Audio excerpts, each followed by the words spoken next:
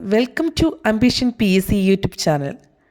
ഈ വീഡിയോ നിങ്ങൾക്ക് യൂസ്ഫുള്ളായി തോന്നുവാണെങ്കിൽ സബ്സ്ക്രൈബ് ചെയ്യാനും ലൈക്ക് ചെയ്യാനും മറക്കരുതേ.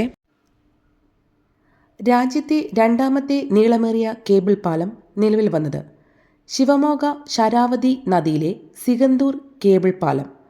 നീളം 2.44 കിലോമീറ്റർ. ദേശീയപാത 369 യുടെ ഭാഗമാണ്.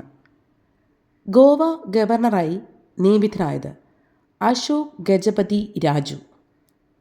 ഹരിയാന ഗവർണറായി നിയമിതനായത് ആശിം കുമാർ ഘോഷ്. ലഡാക്കിൻ്റെ പുതിയ ലഫ്റ്റനന്റ് ഗവർണറായി നിയമിതനായത് കവിന്ദർ ഗുപ്ത. ഗോവ ഗവർണറായി നിയമിതനായത് അശോക് ഗജപതി രാജു. ഹരിയാന ഗവർണറായി നിയമിതനായത് ആശിം കുമാർ ഘോഷ്.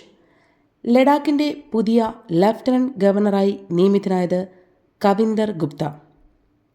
അരക്ഷിതാവസ്ഥയിലുള്ള കുട്ടികളുടെ സംരക്ഷണത്തിനും കുറ്റവാളികളായ കുട്ടികളെ നേർവഴിയിലേക്ക് നയിക്കാനും സംസ്ഥാന വനിതാ ശിശുവികസന വകുപ്പ് ആരംഭിച്ച പദ്ധതി മിഷൻ വാത്സല്യ. 18 വയസ്സുവരെയാണ് മിഷൻ വാത്സല്യ പദ്ധതി പ്രകാരം കുട്ടികൾക്ക് സംരക്ഷണം ഒരുക്കുക.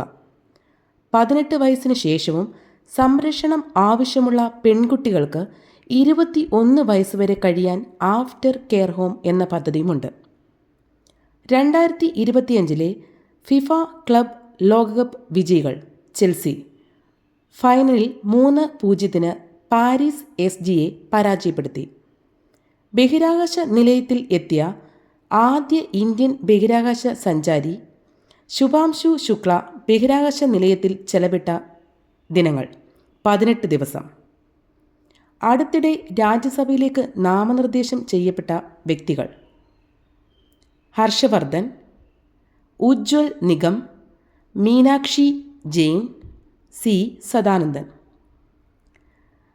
അടുത്തിടെ രാജ്യസഭയിലേക്ക് നാമനിർദ്ദേശം ചെയ്യപ്പെട്ട വ്യക്തികൾ ഹർഷവർദ്ധൻ, ഉജ്ജ്വൽ നിഗം, മീനാക്ഷി ജെയിൻ, C സദാനന്ദൻ.